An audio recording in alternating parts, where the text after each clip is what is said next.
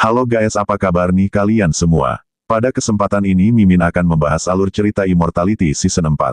Dukung channel ini hingga 10.000 subscribe lah. Jangan lupa like dan share biar makin banyak yang nonton. Klorame Mimin kan lebih semangat lagi bikin video. Pada season 3 kemarin ceritanya fokus pada turnamen daftar Sanhe Sekte Yuhua, yang mana pemain utama kita Fang Han berhasil meraih posisi pertama setelah mengalahkan Long Xuan. 3 bulan setelah turnamen, Fang Han berhasil menerobos alam avatar tingkat kedua. Sedangkan Long Xuan, berkat pilihan yang panjang umur yang diberikan oleh Fang Han, dia pun juga telah berhasil mencapai alam avatar. Mereka berdua pun berencana pergi menuju reruntuhan mencari peluang dan juga pengalaman. Apakah kalian penasaran dengan kelanjutannya? Jika demikian langsung ajalah gas. Bulan Mei tahun keempat Guanghe, era Xuan Huang. Ada kejadian aneh di Laut Selatan. Bintang jatuh dari langit mendarat di Pulau Baima dan memicu kebakaran besar yang hanguskan daerah hingga ratusan mil. Banyak korban jiwa dan luka-luka. Para kultivator dari Pulau Wangui meminta bantuan kepada Sekte Tai. Ratusan murid dikirim untuk menyelidiki. Namun setelah ratusan murid tersebut sampai di pulau, mereka semua hilang. Untuk mencari tahu kebenarannya Zhao Xuanyi, murid sejati Sekte Tai menawarkan diri. Pergi sendirian ke Pulau Baima, tapi disergap oleh orang misterius. Terpaksa menggunakan eliksir emas dalam pertarungan. Dan nyaris lolos. Pada titik ini situasinya menemui jalan buntu. Berbagai sekte abadi menutup mata dan tidak mau ikut campur. Zhao Xuanyi hampir mati, dan hanya membawa pulang batu misterius. Masalah bintang jatuh di Pulau Baima belum selesai. Ini adalah Song Weiyi, murid sejati Sekte Tai. Ia memberitahukan kepada pemimpin Sekte Tai bernama Huntian bahwa semua murid sejati sudah lama menunggu di aula utama. Meski lukanya tidak parah, penyembuhan Zhao Xuanyi agak lambat. Akhir-akhir ini banyak kultivator lepas di Laut Selatan yang berhasil menembus hambatan kultivasi mereka, meskipun agak tidak biasa. Menurut Song Weiyi, para kultivator ini tidak perlu dikhawatirkan. Jika mereka mencapai alam avatar, itu tidak berarti apa-apa, namun entah kenapa pemimpin sekte masih mengirim orang untuk menyelidiki masalah sepele ini. Iblis jauh di luar angkasa akhir-akhir ini gelisah. Bintang jatuh itu luar biasa. Hal-hal kecil ini mungkin hanya permulaan. Malapetaka, itu bukan sesuatu dari dunia Xuan Huang. Mungkin malapetaka yang tercatat dalam tulisan kuno sudah dimulai. Yang mengerikan, malapetaka itu mendekat. Namun kita tidak tahu apa-apa tentangnya. Di sisi lain, Fang Han dan Long Xuan OTW Laut Selatan.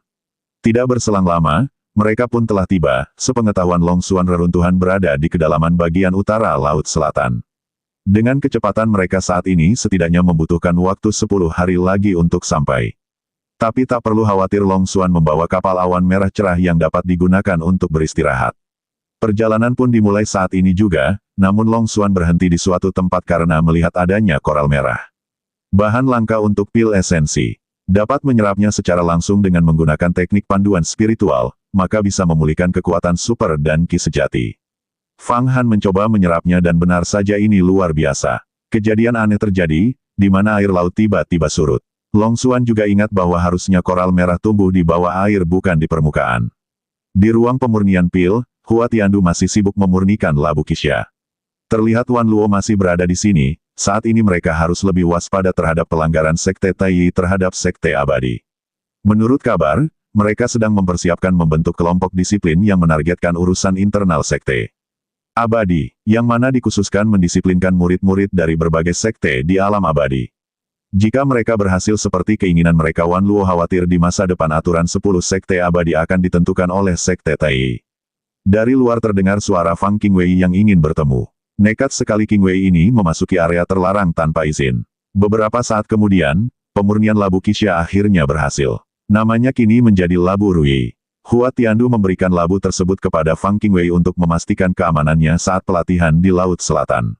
Diketahui Qingwei juga hendak pergi ke Laut Selatan. Fang Han kembali melanjutkan perjalanan. Mereka melihat adanya badai yang terlihat cukup berbahaya. Entah anomali apa yang akan terjadi dalam badai ini, karena penasaran mereka memutuskan untuk melihatnya. Semakin mendekat, tercium aroma busuk yang menyengat. Kemungkinan ada binatang purba di kabut ini. Jika mereka bisa membunuh dan memperbaiknya pasti akan sangat berguna. Benar saja, ada ular raja air hitam. Jika mereka bisa mendapatkan kantong empedunya maka kekuatan super yang murni dan besar bisa didapatkan. Mereka bertiga bekerja sama menaklukkan ular tersebut hingga ular itu dapat dibekukan oleh Long Xuan.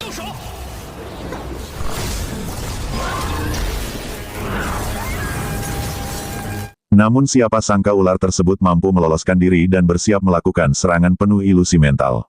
Eliksir yang diberikan oleh senior Jialan bahkan tidak mampu sepenuhnya menekannya. Sementara Fang Han dan Fang Xiaolin tak mampu menahan kekuatan mental ini, mereka pun tak sadarkan diri. Segera Long Xuan berusaha menyelamatkan mereka, tapi yang bisa diselamatkan hanya Fang Xiaolin. Sedang Fang Han masih berada di luar kapal, bahkan ia terperdaya oleh ilusi sang ular. Anehnya ketika Long Xuan menyuruh Fang Han sadar tapi tidak berhasil. Sedangkan saat yang menyuruh sadar adalah Fang Xiaolin. Seketika Fang Han tersadar tepat waktu sebelum dimakan oleh ular tersebut, ia pun bersyukur bisa selamat.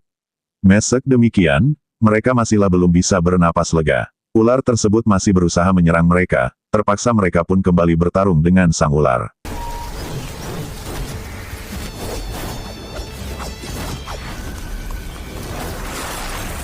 Di sisi lain, nampak rombongan Qing Wei sudah berlayar. Ia bersama Xiao Xi, Ye Nantian dan Yuan Jiankong. Tujuan mereka sama dengan Fang Han, yakni keruntuhan. Sebelum itu kemungkinan mereka akan pergi ke Pulau Nokturnal bertemu dengan ayah Xiao Xi. Ye Nantian dan Yuan Jiankong ikut menemani Fang Qingwei karena perintah dari senior Wan Luo. Awalnya sih mereka keberatan, karena tahu Fang Qingwei adalah beban dan sering merepotkan.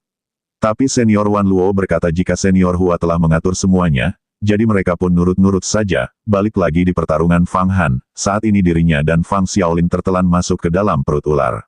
Siapa sangka perut ular tersebut mampu menyerap kekuatan super, satu-satunya cara agar bisa keluar dari sini adalah menggunakan air sungai Huangquan yang korosif.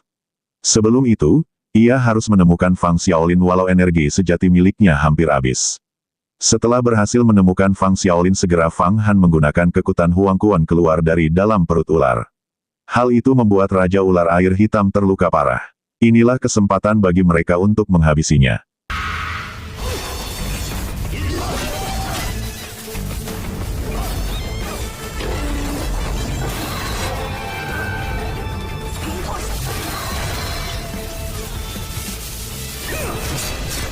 Hua Tiandu dan murid sejati lainnya berkumpul di hadapan pemimpin sekte. Tentang sekte Tai yang membentuk kelompok atau aliansi penegakan hukum di antara 10 sekte abadi. Hua Tiandu berencana mengambil kesempatan ini untuk pergi ke sekte Tai dan mencari peluang aliansi. Pemimpin sekte tidak setuju akan hal itu, alasan sekte Tai menjadi pemimpin dari 10 sekte abadi hanyalah karena mereka memiliki artefak abadi tungku abadi. Namun jika tetap bertekad ingin membentuk aliansi pemimpin sekte tidak melarang. Namun bagaimana Hua Tiandu bisa menjamin bahwa sekte Tai akan mau bersekutu dengan mereka? Tentu Hua Tiandu sangat yakin sekte Tai akan bergabung dengan mereka. Jika berhasil, maka akan meningkatkan posisi sekte Yuhua di antara 10 sekte abadi. Fang Xiaolin bingung mengapa Fang Han mempertaruhkan nyawanya demi seorang pelayan sepertinya. Ia pun kesal, karena semua ini terjadi memang karena Fang Han yang ngeyel menyerang ular tersebut, lalu ia melemparkan pedang Hong Yi. Fang Han yang melihatnya kembali mengambil pedang tersebut dan meminta Fang Xiaolin tidak sembarangan mengembalikan barang yang telah ia berikan. Diketahui Raja Ular Air Hitam telah berubah menjadi naga, kekuatannya meningkat. Meski telah terluka parah, menangkapnya bagi mereka masih cukup berbahaya. Meski demikian, melepaskannya sangatlah sayang. Mengingat ular ini sangat langka, mereka harus bergegas mengejarnya sebelum diketahui oleh orang lain. Sebelumnya Fang Han telah menanamkan beberapa jejak di atasnya. Ia bisa melacak keberadaan ular tersebut dengan jejak itu. Setelah menempuh perjalanan beberapa waktu, Qing Wei dan rombongan akhirnya sampai di Pulau Nokturnal. Ayah Xiao Xi bernama Xiao Buye. Xiao Xi memperkenalkan teman-temannya kepada ayahnya. Lalu mereka masuk ke dalam dan menjelaskan tujuan mereka untuk pergi ke reruntuhan. Kebetulan, Xiao Buye juga hendak pergi ke sana untuk mencari beberapa hal, dia bisa membawa mereka pergi bersamanya. Ye Nantian tiba-tiba menyebut nama Fang Han. Yang mana itu membuat Xiao Buye penasaran. Lalu mereka menceritakan bahwa sebenarnya mereka punya dendam pada Fang Han. Qing Wei mengarang cerita palsu nih tentang Fang Han. Ia mengatakan, Fang Han memakai harta pusaka iblis untuk menindas teman-teman seperguruan dan pamer kekuatan, seolah-olah Fang Han ini jagoan yang sering berbuat onar. Dia juga telah melukai Xiao Xi. Cerita tersebut dibenarkan oleh Xiao Xi, yang mana membuat Xiao Buye tak terima dan berjanji akan mengurus Fang Han. Sebelum itu Xiao Buye hendak mengadakan acara besar. Ia mengundang 4 penguasa pulau yang kuat dari Laut Selatan untuk berkumpul. Dengan Pulau Nokturnal sebagai pemimpinnya 5 penguasa pulau berencana membahas pembentukan aliansi pertahanan bersama. Selain itu ada tamu terhormat yang akan hadir di pertemuan ini. Singkatnya, acara tersebut telah dimulai. Di antara yang datang adalah penguasa Adiu, penguasa Lingsu, penguasa Pulau Yuhua, dan penguasa Pulau Suankong. Beberapa saat kemudian datang orang tak diundang yakni penguasa Pulau Jueming. Menurut kabar, Pulau Abadi Wangui mengeluarkan perintah hadiah untuk menangkap 40 bajak laut dari Laut Selatan. Penguasa Pulau Jueming ini termasuk di antaranya. Sudah lama sekali melakukan pengejaran tapi mereka belum menemukan keberadaan Raja Ular Air Hitam. Hingga mereka menemukan sebuah pulau. Tanpa disangka ular tersebut ada di sana. Long Xuan diminta menjaga sisi timur, Fang Xiaolin memblokir sisi barat. Mereka bertiga bermaksud mengepung sang ular. Sayangnya sang ular kembali lolos.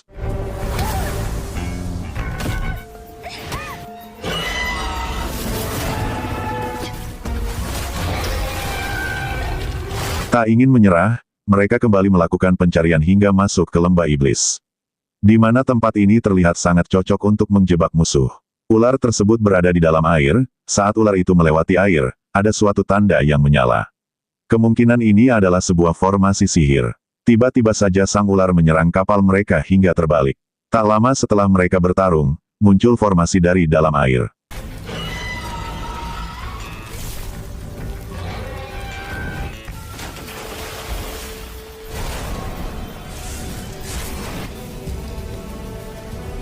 Mereka harus menemukan mata formasi untuk menghentikan formasi ini. Sebelum menghancurkan formasi, mereka ingin memanfaatkan formasi ini untuk mengalahkan Raja Ular Air Hitam. Fang Han berusaha mengalihkan perhatian sang ular.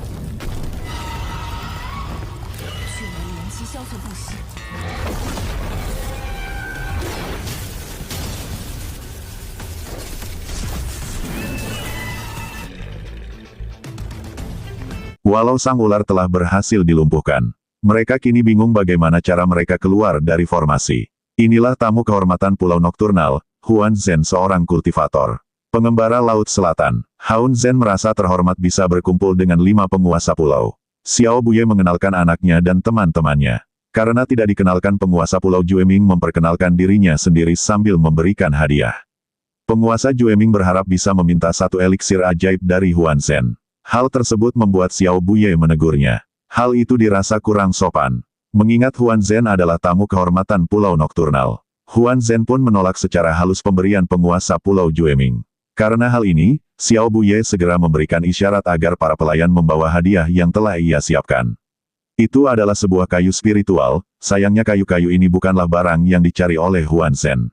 Meski hadiah tidak sesuai, penguasa Pulau Jueming masih kekeh meminta eliksir. Dan Huan Zhen tak keberatan memberikannya. Benda yang dicari oleh Huan Zhen adalah kayu Ziwu. Semua tidak ada yang tahu mengenai kayu tersebut. Sebenarnya kayu ini adalah benda biasa namun memang barangnya sangat langka. Huan Zhen mencari kayu ini untuk mengobati penyakitnya yang semakin parah. Huan Zhen secara tiba-tiba jatuh tersungkur. Entah apa yang direncanakan. Pada kesempatan ini penguasa Pulau Jueming segera keluar lalu pergi meninggalkan pulau. Ia menyadari kedatangan Huan Zhen ke pulau ini memiliki tujuan lain.